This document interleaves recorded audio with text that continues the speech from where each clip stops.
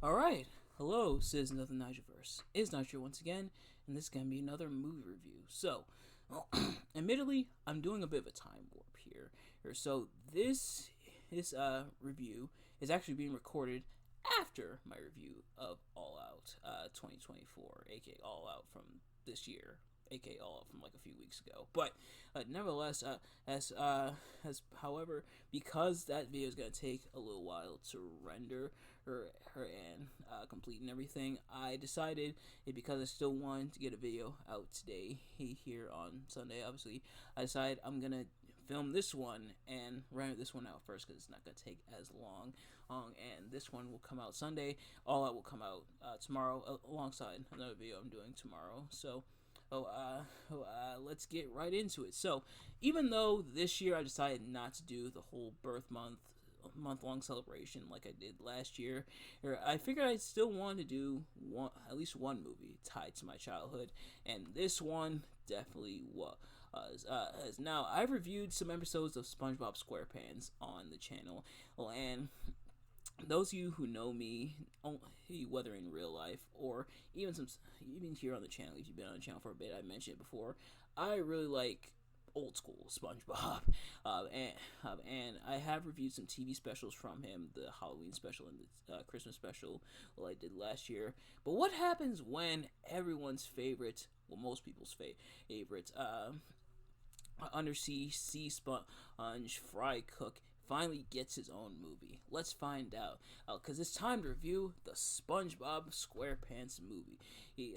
So it's time to strap in and get prepared for some nautical nonsense. But of course, as always, I am not professional movie reviewer or analyst or anything like that. Just a man who enjoys a good time, and I definitely had a really good time for the most part.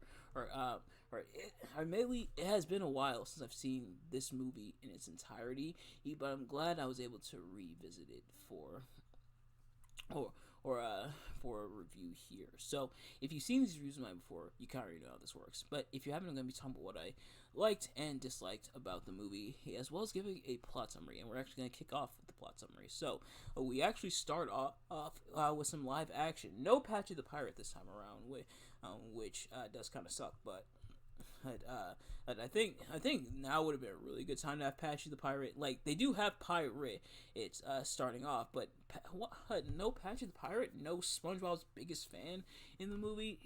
That does kind of suck. Not even a cameo, at least not that I could see in like the movie theater, which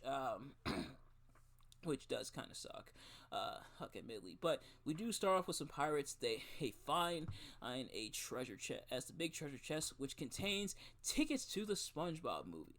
I do have some questions. And why did you put tickets of all things in that big treasure chest? Obviously, it makes sense because pirates. But at the same time, I'm just a big treasure chest just for tickets. But then they go to the movie theater, or they park their ship and they head into the movie theater, and it's implied that the tickets are for all of the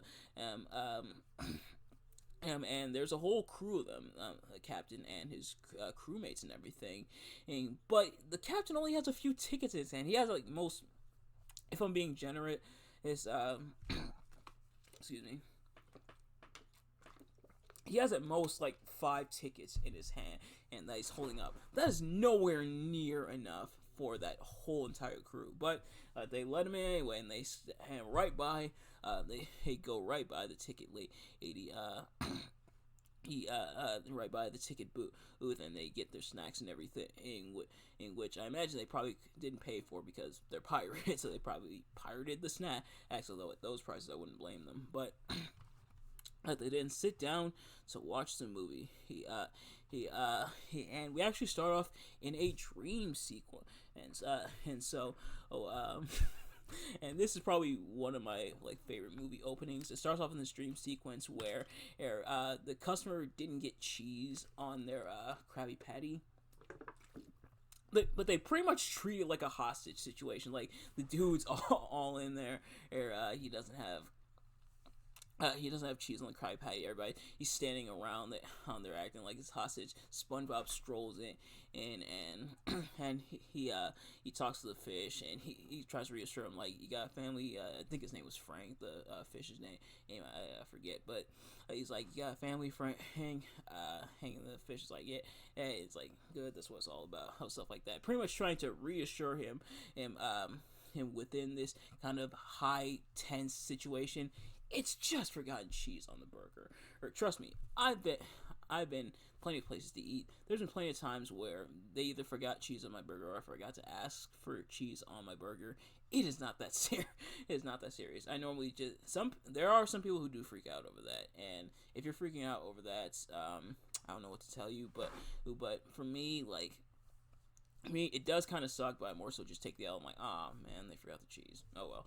Oh, but no, they're treating this like pretty much treating this like a high stakes situation. They're treating this like they did in Die Hard. But nevertheless, it is a dream. SpongeBob does wake up.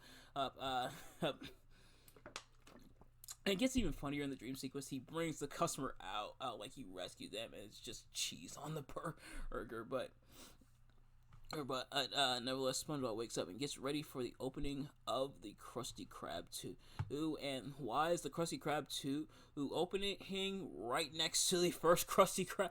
Mr. Krab's answer is simply money, which I appreciate his honesty, but like, it is surprising that Mr. Krabs waited this long to open another restaurant. Like, Mr. Krabs likes money, but you gotta spend money to make money, Krabs. What are we doing here? You should, like, hey, as many years as you've been in business, and if the Krusty Krab training video is that episode, which admittedly the candidacy of it is still kind of up in the air. But if that episode is canon, Mr. Krabs has been running with Krusty Krab at least since like World War II.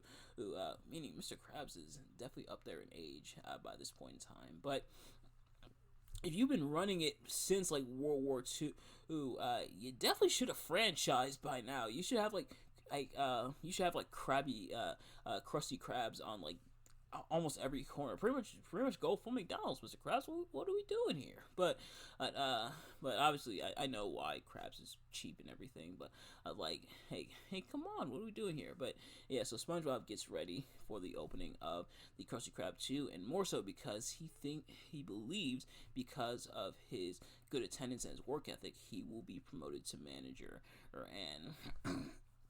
And so he's all excited, so much so that he invades Squidward's house and goes in his shower, which yikes! Not even the last time SpongeBob would do that, and nor is it the first technically. But obviously Squidward kisses him out. Patrick's excited, and they're gonna celebrate SpongeBob's promotion at Goofy Goober. I wonder if it's owned by the same people who own Weenie Hut Juniors. But nevertheless. They're getting ready for the premiere, and SpongeBob is essentially getting ready for his promotion. And man, SpongeBob, you really shouldn't hype yourself up. What if you don't get the promotion? But sure enough, Mr. Krabs announces that the new manager, her will be Squidward Tentacles. Well, SpongeBob doesn't hear him at first, though. He's like all celebratory, but then it kind of sinks in. Krabs kind of tells him that he did not get the position as manager, and said went to Squidward because Mr. Krabs used SpongeBob as a kid. Now, admittedly, a couple notes I want to say to this. First of all, working hard, still not being promoted. That does hit kind of close to home. And SpongeBob being a kid and everything, and unfortunately, that the excuse Krabs uses for this moment, and it also kind of hits close to home. Pretty much counting people out is essentially the moral here. But at the same time, Krabs, have you seen SpongeBob's work ethic compared to Squidward? Or it's like Squidward is probably like Squidward's work ethic. It does resonate with you as you get older, but at the same time, Squidward is not someone you would want in charge of a restaurant, like at all. But nevertheless, Squidward gets the position, and SpongeBob sulks off just in time for Patrick to swoop in with his cheeks out and the flag between them, celebrating SpongeBob's win that he absolutely didn't get. supportive to Patrick, I guess. Although I wonder who decided to cake up Patrick like that, and give him them cheeks. But nevertheless, meanwhile, Plankton who is of course Krabs' rival and the owner of the ever empty chum bucket. It's and admittedly the movie I'm kind of reading ahead when it comes to the plot summary on the wiki article here. It kind of does go back and forth. Like some of these things do kind of intersect one another. Some scenes technically happen before others, but obviously it's concise and easy to follow essentially. But Plankton is like very upset at the opening of the Krusty Krab 2, who and saying he went through all his plans A through Y, but as Karen points out how the alphabet goes up to Z, and Plankton hasn't used Plan Z yet. How is Plankton technically a genius again? But nevertheless, Plankton sees Plan Z and essentially decides to go with it, enacting the Plan Z. And the Plan Z is to steal King Neptune's crown and blame it on Mr. Krabs. Because I guess when all else fails, what better way to put out your rival than by stealing from the highest authority in the sea, that being King Neptune, and pretty much the equivalent of like stealing from the president. And sure enough, King Neptune's crown is stolen rather easily. He just kind of leaves it there, and King Neptune essentially heads down to the Krusty Krab 2 in order to confront Mr. Krabs, and he essentially accuses Krabs of stealing the crown, but not before Krabs attempts to overcharge him $101 for a Krabby Patty. To be fair, with cheese, Mr. Squidward, with cheese. And as we've seen from the opening scene, you know what happens when you don't have cheese on your Krabby Patty. But nevertheless, King Neptune accuses Mr. Krabs of stealing the crown, but then in walks SpongeBob, who the night before essentially got hammered. We see the scene of SpongeBob and Patrick at the Goofy Goober. SpongeBob is very upset and Patrick's trying to console him, but SpongeBob is cheered up by alcohol. I mean ice cream. And SpongeBob and Patrick ingest a whole lot of ice cream and essentially get drunk. I was gonna say I don't think there's an ice cream you can get drunk off of, but I forgot that rum ice cream exists. But nevertheless, SpongeBob essentially gets hammered, walks into work drunk essentially, and kind of rips into Krabs for not getting the mentioned promotion. But SpongeBob does almost a total 180 after Krabs is initially set on fire for stealing the crown. And SpongeBob, and the funny thing is SpongeBob doesn't even really fully deny that Krabs would steal the crown. He just offers to get the crown back from Shell City. But, of course, the trek from Shell City is impossible. And if you were paying attention to why Mr. Krabs denied SpongeBob the opportunity to run the Krusty Krab 2, then I'm sure you see where the moral of this movie is going. But, nevertheless, SpongeBob offers to get it back.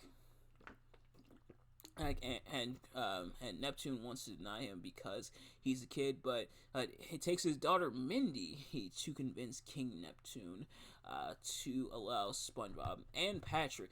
Patrick didn't even volunteer. He just tags along with SpongeBob to go. And they have 3 days to get the crown back. But unfortunately, they initially had 7 days, but Patrick, the master negotiator, accidentally bumps it down to 3 days. Would you believe that's not even the first time he's done that? There was a reason they only got 3 witches from the Flying Dutchman when they got shanghaied in the episode Shanghaied. But yeah, so SpongeBob and Patrick do make off to Shell City, although Mindy does warn SpongeBob about the dangers ahead, including the Cyclops. No, not the cool X-Men Cyclops, but a different Cyclops, as we'll see. So SpongeBob and Patrick set off for Shell City in the Patty Wagon, in the Krabby Patty style car. And you may be asking, Nigel, why is SpongeBob driving? Doesn't he not have his boating license? But as SpongeBob points out to Patrick, who also raises the same question, you don't need a license to drive a sandwich. They drive off. But unfortunately, after stopping for some gas, they are carjacked as they're on the way to Shell City. So he decides to walk there. And it's funny because there's a couple guys, like the gas attendants at the gas station, who kind of make fun of them and everything, saying they won't last 10 seconds outside the city limits. It's Anne and SpongeBob and Patrick kind of celebrate because they lasted 12 seconds.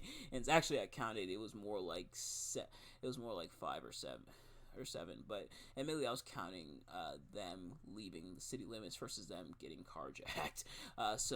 But they walk the rest of the way. They do make it a decent amount of the way, but they aren't getting far without a car. But they are in luck because their car is parked outside at a bar. I promise I'm not trying to make a Dr. Seuss rhyme. It's kind of how things are.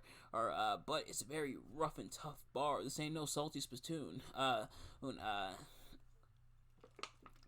This is where real action is, but they plan on going and getting their car back. At first, they want to cause a distraction. Patrick tries to go in and cause a distraction, but doesn't do a very good job at it before SpongeBob's able to steal the key away, which the key is in the shape of a spatula, which is a very nice touch. But Hut's there in the bathroom. That was Patrick's distraction, is that he had to use the bathroom. And the reason he chose that distraction is because he had to use the bathroom.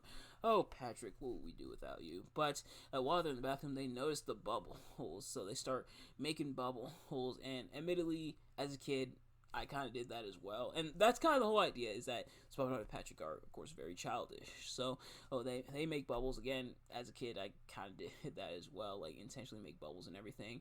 But one of the bubbles does go out to the bar, and they notice that the rest of the bar patrons, and they decide to go on a weenie hut. They go on a baby hut and they don't know how to weed them out. Their words, not mine. But they are essentially looking for whoever blew the bubble. So the way they try to suss it out is by playing the Goofy Goober soundtrack. And SpongeBob Patrick, admittedly, the Goofy Goober soundtrack is kind of catchy. I'm not gonna lie. I'd probably sing it too. But before SpongeBob and Patrick cave, there's a dual-headed fish who accidentally caved. They both cave and sing at the same time. So that leads to a fight, and in the ensuing chaos and scuffle, Patrick manages to snag the key, and they escape with the car.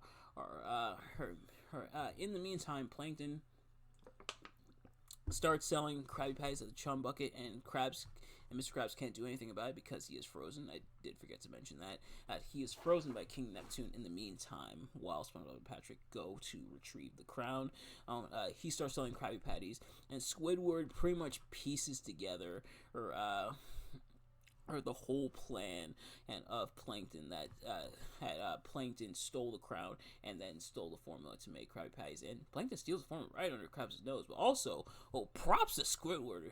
He actually very quickly sussed it out. Admittedly, we at the audience would be like, yeah, it's kind of obvious. Plankton hates Krabs, and obviously Squidward knows about that. But otherwise, without that connection, like if the rivalry between Krabs and Plankton wasn't so blatant and wasn't so obvious, it's Squidward piecing that together pretty quickly. He is somewhat impressive. But Plankton takes over Bikini Bottom with his helmets, like the free kind of bucket helmets that he gives with each Krabby Patty. They are essentially mind control devices, and they go down, and the people essentially turn into brainwashed, almost zombies essentially. And Squidward is also outfitted with a helmet. Excuse me.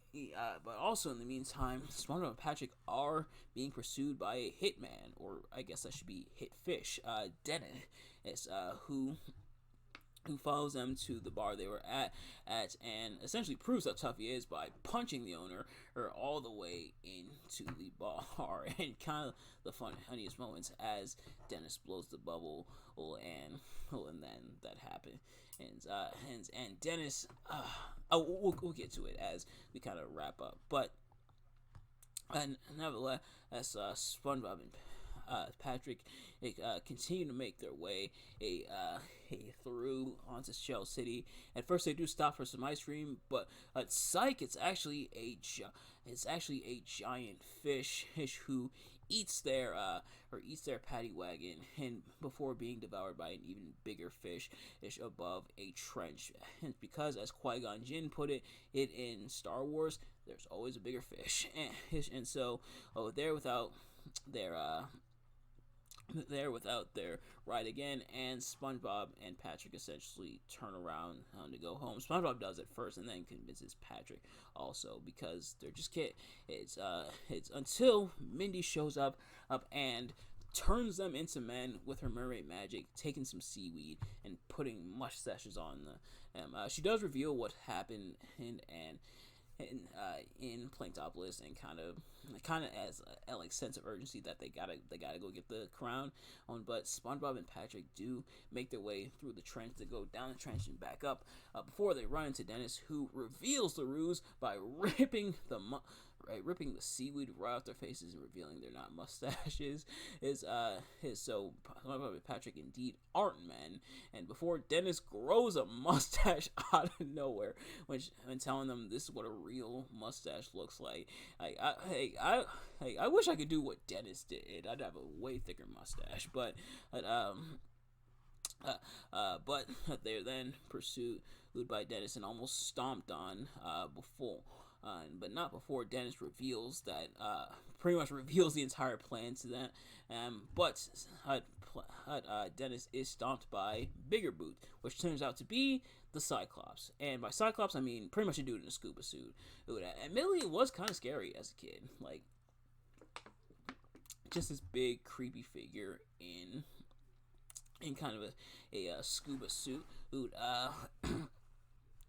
In kind of a scuba suit, just walking around. How it did kind of look creepy as a kid, but nevertheless, as SpongeBob and Patrick are abducted by the Cyclops and taken into a shop where at first they pass out before being placed under a heat lamp, but the place that they wind up turns out to be Shell City. So SpongeBob and Patrick, who were like upset and kind of down on their luck and everything, and do kind of feel somewhat proud of themselves as they're essentially about to die, because they did make it to Shell City after all.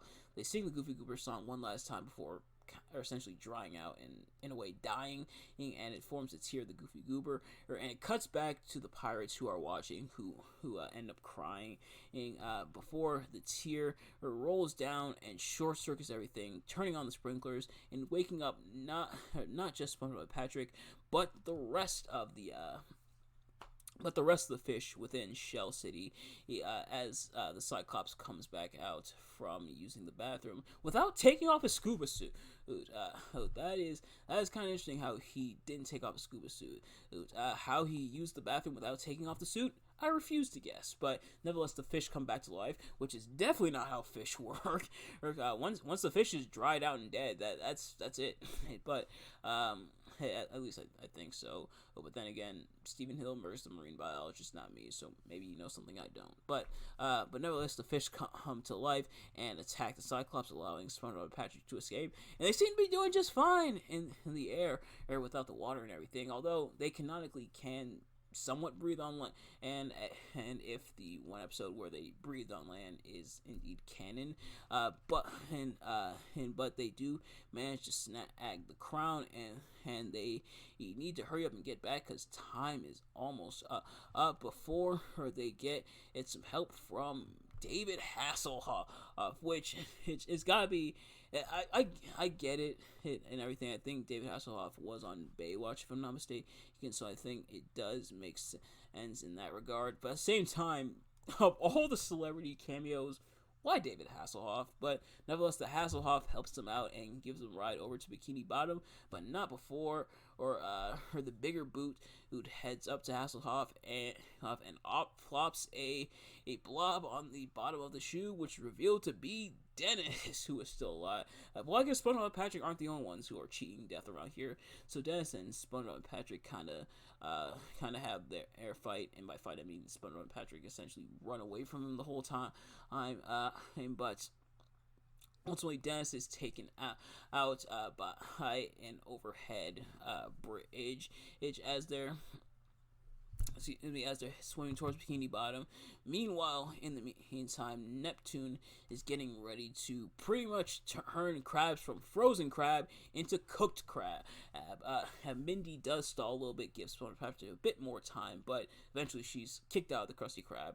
Doors are locked. Neptune's about to fry them, but SpongeBob and Patrick, through the magic of some very interesting chest AI physics, are launched into Bikini Bottom with the crown in tow. And Neptune's kind of heat beam from his trident bounces off the crown and pretty much fries David Hasselhoff. Thanks for the assist, David.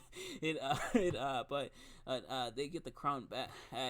The ruse is revealed, but Plankton then drops a bucket onto Neptune to kind of plot twist his way into technically winning, and Plankton wins because he cheated. I mean, because SpongeBob's a kid. Plankton and says, you're just a kid. That's why I win. And even though it is because Plankton cheated, as SpongeBob points out, but nevertheless, SpongeBob does admit to being a kid. But that's okay, and again, because kids do rule. Oh, heck, they made it to Shell City. They rode the Hasselhoff. SpongeBob sings Goofy Goober Rah, which admittedly is a kick-ass song from the movie. It's probably my favorite song from the movie because I do love me some rock music, and of course SpongeBob with the sick guitar riffs and the Bret Hart sunglasses, lest we forget, and the extra tall Patrick with the fishnet do end up blasting the helmets off everyone else in Bikini Bottom, freeing everyone from playing topless before Plankton is squished by the people coming in, and to thank the wizard who saved them. The fish's words, not mine. But Plankton is carted off to jail for what he did. SpongeBob is made manager, or they do try to twist us at the end with like saying SpongeBob we were trying to imply that SpongeBob learned his lesson and everything. And before SpongeBob just says no, I just want to say, because SpongeBob said I have one last thing to say before telling Squidward that his fly is undone. Squidward doesn't. I know why they did kind of like do the twist and everything, and kind of to make fun of that twist of the real thing I wanted was with me all along. Before SpongeBob, I feel it was just slides down. But SpongeBob, have you forgotten that Squidward doesn't actually wear any pants? But nevertheless, SpongeBob celebrates as the movie ends, and again, a whole lot of fun from this movie. To kind of talk about what I liked and disliked about the movie, starting with what I liked. Admittedly, this is kind of a gray area when it comes to the movie. I guess will go before going into more broadly, or less broadly, more specific, I guess, what I liked, what I disliked. This kind of feels like an extra long SpongeBob episode, like one of the SpongeBob specials they would have, where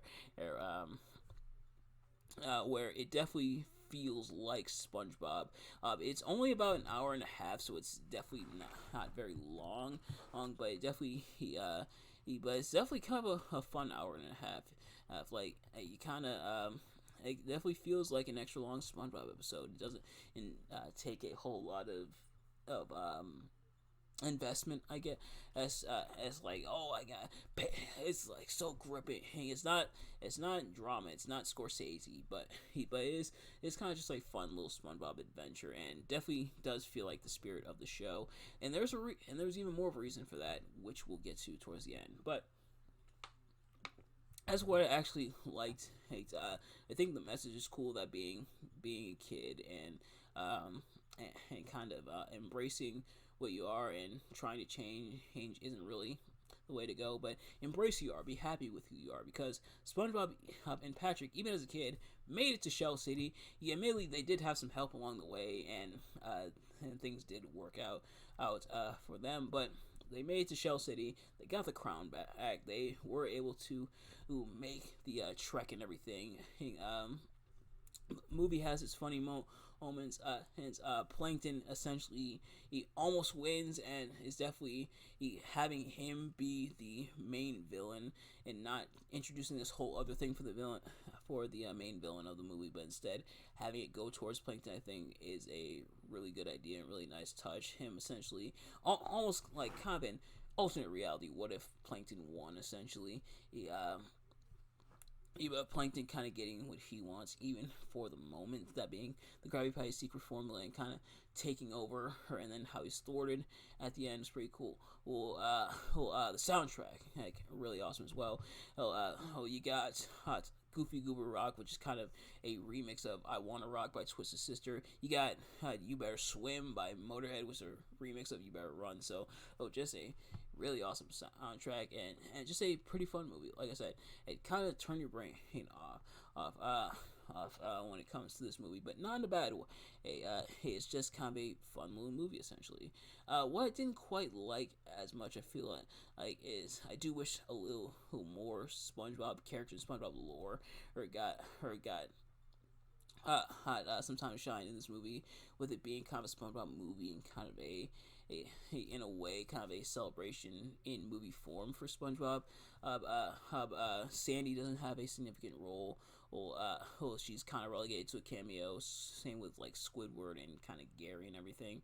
But it's still a pretty solid movie, and it does have a lot of the cast from the show, which is nice as well. Else they didn't change it out, including Alec Baldwin as Dennis and Scarlett Johansson as Princess Mindy. Which until I saw the cast here, I did not know that was Scarlett Johansson. If you told me it was someone else, I would have believed you. But so just a fun little movie, which apparently was supposed to be the end of the series. Is apparently the SpongeBob series TV show was supposed to end with the movie. Of course, SpongeBob is still going pretty much to this day to mixed results, but this apparently was supposed to be the end, and so apparently according to like these showrunners and everything, and canonically this is the end of SpongeBob's adventures, which I think makes sense, like having it end here with SpongeBob getting the manager position, going from the fry cook to the manager, or Plankton essentially winning before finally meeting his ultimate comeuppance and going off to jail and everything. I think this is a fitting end for the series if this is how it's supposed to end. Admittedly, SpongeBob ending and being canceled and everything, I think it was canceled a couple times, but it ending has been the topic of discussion for a little while now. And so if this was the end, like if SpongeBob ended here, like totally ended here, this is the end, and SpongeBob SquarePants, I don't think too many people would have been mad at it. I think having this adventure where it feels like SpongeBob, where it feels like an extra long episode and not in a bad way, I think having this be the end, and I don't think too many people would have been mad at it. Like it would have been a satisfying end, especially considering some of the later stuff they did with SpongeBob. But if this was the end, I think this would have been a fitting end. Obviously, SpongeBob has continued on, but for all intents and purposes, this kind of is the end of the series. But nevertheless, that is going to do it for this review. Thank you all so much for watching. I hope you enjoyed, and I definitely had a lot of fun with this, going back into my childhood, at least for the moments. But if you did, please do me a favor, like, comment, subscribe, share with your friends, and turn on post notifications so you know every time I upload a video, so you can see as soon as it drops. Admittedly, I did say that this would be coming out before All Out, but because this one's pretty long already, and because it is kind of late, I think I'll upload this tomorrow as well. So you're getting a double, potentially triple upload tomorrow. So stay tuned for that. But in the meantime, let me know in the comments your thoughts on the SpongeBob SquarePants movie and my review of the movie. Dislikes like the movie, dislikes like my review of the movie, let me know. Thank you all so much for watching. I'll see you guys later. Peace.